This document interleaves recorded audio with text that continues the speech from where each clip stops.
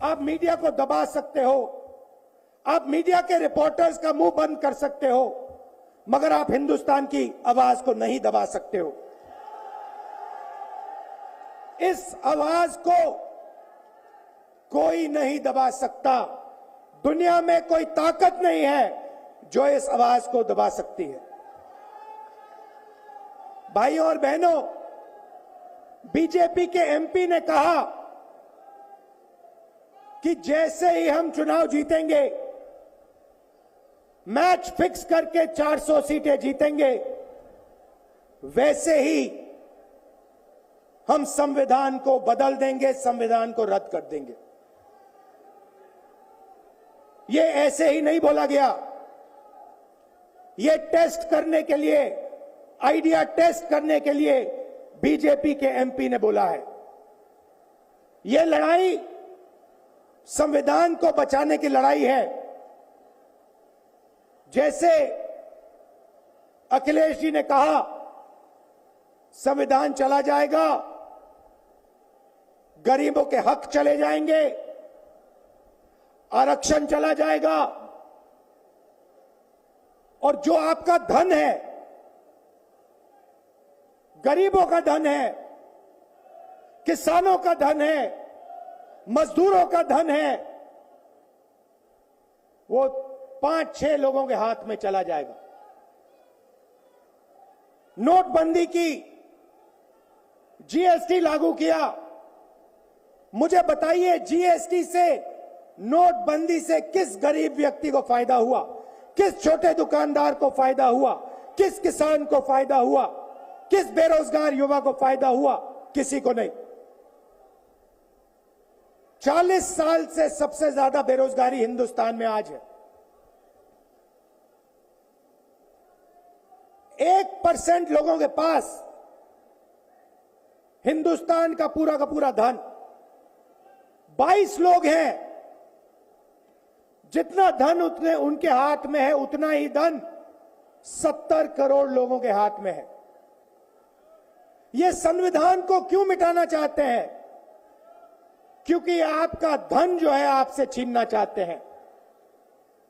मैंने जाति जनगणना की बात की, किसानों के एमएसपी की बात की, युवाओं को रोजगार देने की बात की। यही देश के सामने सबसे बड़े मुद्दे हैं। मगर एक बात याद रखिए, अगर आप लोगों ने पूरे दम से वोट नहीं दिया तो इनकी मैच फिक्सिंग कामयाब हो जाएगी। यह आप भूलिए मत। और जिस दिन मैच फिक्सिंग कामयाब हो गई, उस दिन आपका संविधान, हमारा संविधान खत्म हो जाएगा। जिस दिन संविधान खत्म हो गया, उस दिन हिंदुस्तान के दिल पर एक बहुत बड़ी चोट लगेगी। तो ये जो चुनाव है, ये चुनाव कोई मामूली चुनाव नहीं है। ये चुनाव हिंदुस्तान को बचाने का, संविधान को बचाने का, और जो गरीबों का हक है, किसानों का हक है, पिछड़े वर्गों का, दलितों का, आदिवासियों का, गरीब जनरल कास्ट के लोगों का हक है, उसको बचाने का हक है, उसको बचाने का चुनाव है। यह बात आप याद रखिए, क्योंकि अगर यह चुनाव जहां मैच फिक्सिंग की जा रही है, वो पूरे देश को दिख रहा है। बीजेपी के लोग कह रहे हैं, कल में से व्यक्ति मिलने आया, मुझे कहता है मैं ट्रेन से आया, मेरे साथ बीजेपी के कार्यकर्ता बैठे थे, उन्होंने कहा कि कुछ ना कुछ गड़बड़ है। यह सच्चाई है। इलेक्शन कमीशन के लोगों को नरेंद्र मोदी जी ने बैठाया, दो नेताओं को, दो चीफ मिनिस्टरों को जेल में डाला। चुनाव से कुछ ही महीने पहले अगर डालना था तो 6 महीने बाद डाल देते, 6 महीने पहले डाल देते। नहीं, चुनाव से 2-3 महीने पहले दो चीफ मिनिस्टर को डालना था। आपने हमारे बैंक अकाउंट बंद किए। बैंक अकाउंट बंद करने थे, 6 महीने पहले करते, 1 साल पहले करते, 6 महीने बाद करते, कोई फर्क नहीं पड़ता।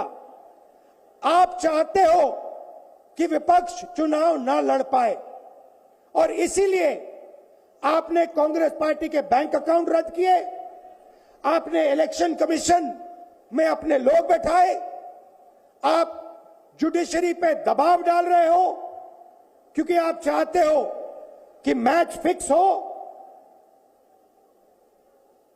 संविधान रद्द किया जाए और आप सत्ता में रहो। मगर भाइयों और बहनों, मैं सच बोलता हूं और मेरी बात आप अच्छी तरह सुन लो। अगर हिंदुस्तान में मैच फिक्सिंग का चुनाव बीजेपी जीते और उसके बाद संविधान को उन्होंने बदला, तो इस पूरे देश में आग लगने जा रही है। जो मैंने कहा याद रखो, ये देश नहीं बचेगा। ये चुनाव